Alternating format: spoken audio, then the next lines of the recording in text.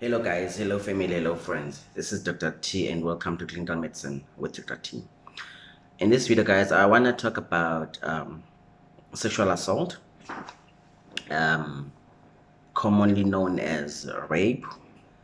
Yeah, it's one of those topics that are very touchy.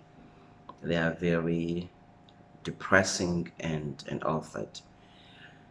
But I just wanna open um, your eyes just to give you a small insight into the complete management of a sexual assault victim.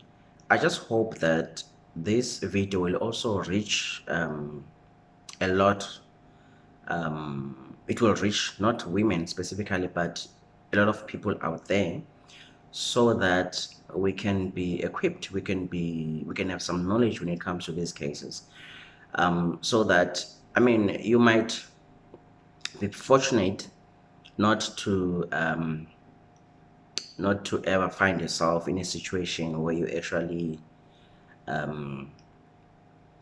sexually assaulted, but you might meet someone who needs this kind of information. So I'm gonna ask you guys to actually listen for yourselves, and also keep in mind that not everyone knows this information, and whenever it's needed, just step up and be like, guys, this is what needs to happen. This is what I know. This is what needs to happen, because not everyone knows about this.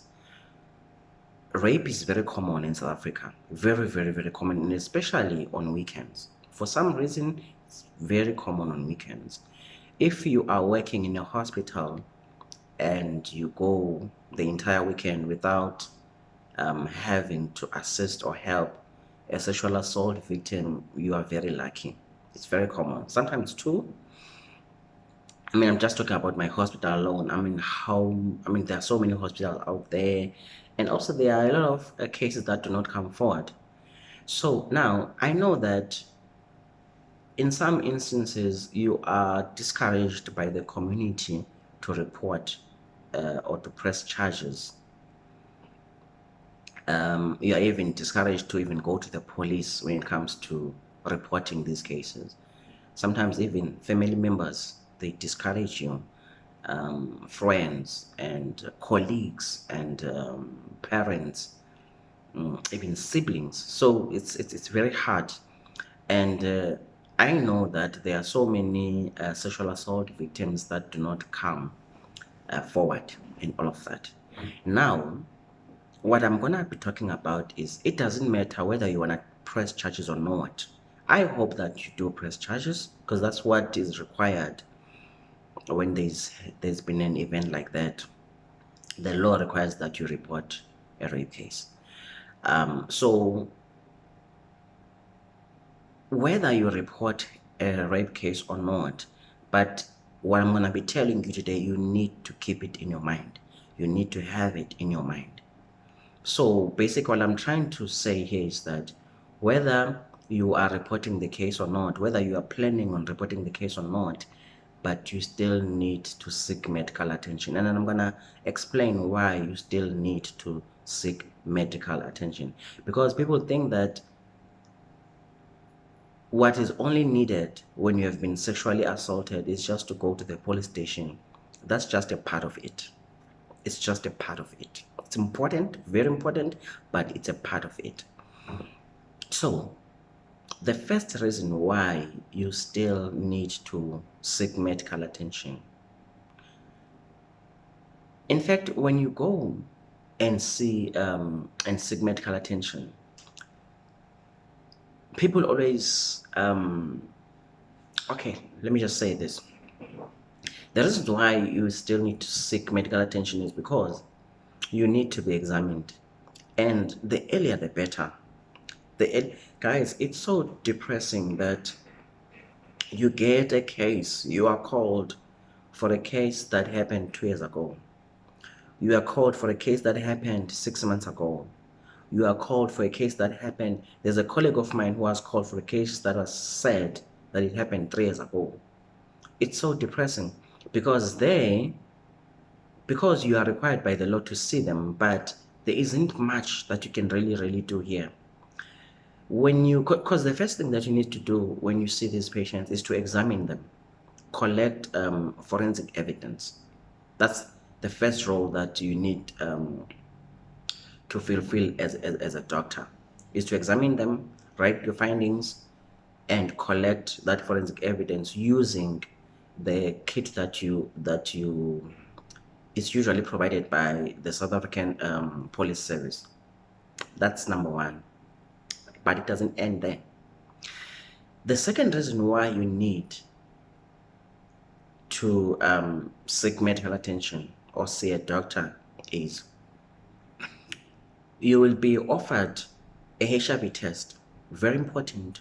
You'll be offered a HIV test, and in the event whereby you are HIV negative, you need to be offered antiretrovirals, ARVs.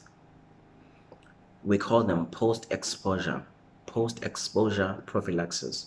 You need to be given that, so that if the perpetrator is HIV positive, you don't contract the virus, or we minimize the chances of you contracting the virus.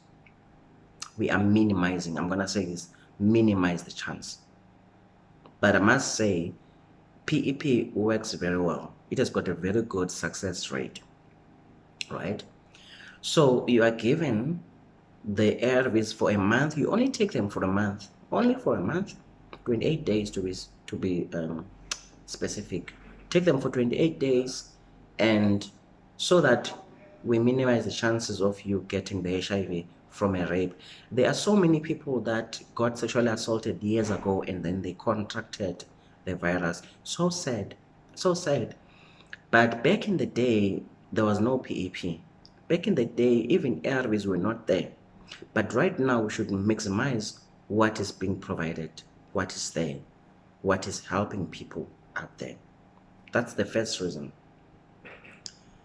So you can see this has got nothing to do whether you're going to report the case or not. It's about you not minimizing the chances of living with the virus from an unfortunate event like that.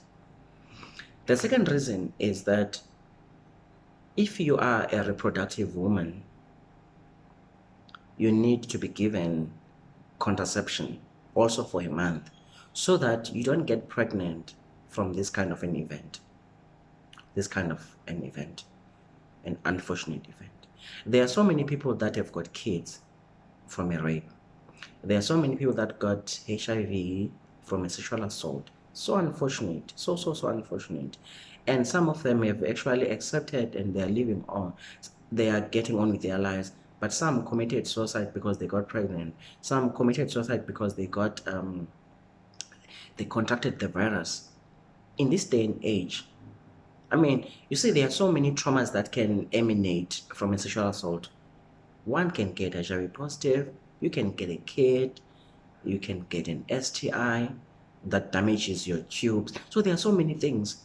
Now, imagine having to deal with living with the fact that you were sexually assaulted for the rest of your life, and now you've got the consequences of that around on top of everything else. It's so hard, it's so painful, it's a lot.